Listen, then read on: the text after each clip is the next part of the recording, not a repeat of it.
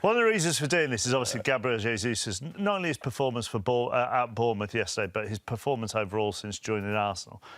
And presumably, the first thing he benefits from is knowing that he's the main number 9. I think that helps, to be honest. I mean, you get players at Man City who's... and his numbers were good at Man City. You know, someone who I've always liked. You know, he'll score goals.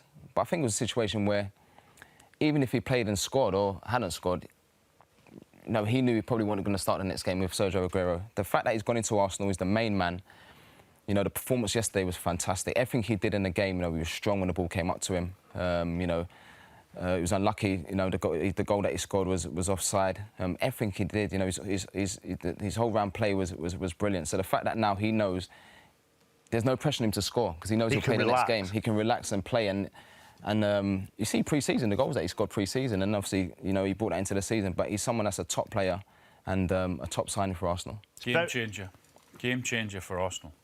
With his ability, with the confidence that he has, with the belief that he's the main man at Arsenal, and you can see the difference. It's early days, isn't it? But are we moving into a new era then? I mean, obviously Haaland and Núñez are here as well, and Gabriel Jesus there. You could argue whether Kane's 9 or 10 and flits between the two. And over recent years, you know, yes, Kane and Vardy are the out-and-out centre forwards there, but Salah, Son, Aubameyang, Mane, Salah again, Golden Boot winners. They're more of a collective, aren't they, than an out-and-out 9? They're more forwards rather than being a centre forward. I mean, Mane, Salah, Son, Messi and Ronaldo, two of the greatest players we had.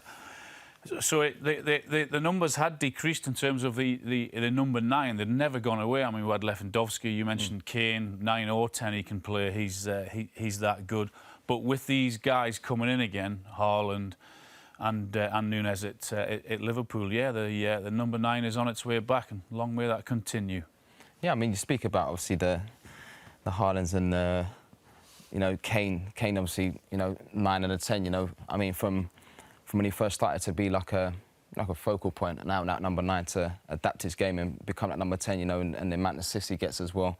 You speak about Salah, and to be honest, you know, the game's completely different now because, you know, a lot of teams play with a front three that have got freedom to rotate and find themselves in different positions and stuff like that. But bringing that number 9 back, that old school number 9 back is good to see. And we live in a stat-obsessed era, obviously, and therefore how many touches people have, how much they're involved in the play. Yeah.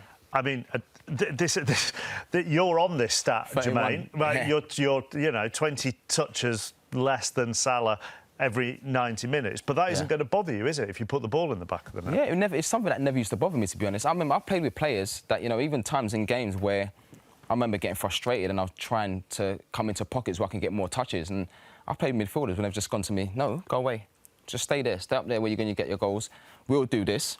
And then you get there and you do what you do best. So, you know, as I got older, it never really bothered me. As long as, you know, if we've got good possession, I'll just get myself in and around the box where I'm going to score goals, in that sort of like red zone, I like to call it. So, but in terms of touches, it never really bothered me because I knew that where I had to be is in the box. I mean, use Haaland as an example. Last weekend, 8 touches, 2 passes. That wouldn't have bothered you. It wouldn't have bothered him if one of those touches was put in the back of the net, because that's what he's obsessed and that's what he wants to do, and that's what that makes him happy, is seeing the ball go in the back of the net. He's seen his reaction today with goals. So in terms of, you say to a striker, OK, you might only have 4 or 5 touches. As long as one of them goes in the back of the net, he ain't bothered.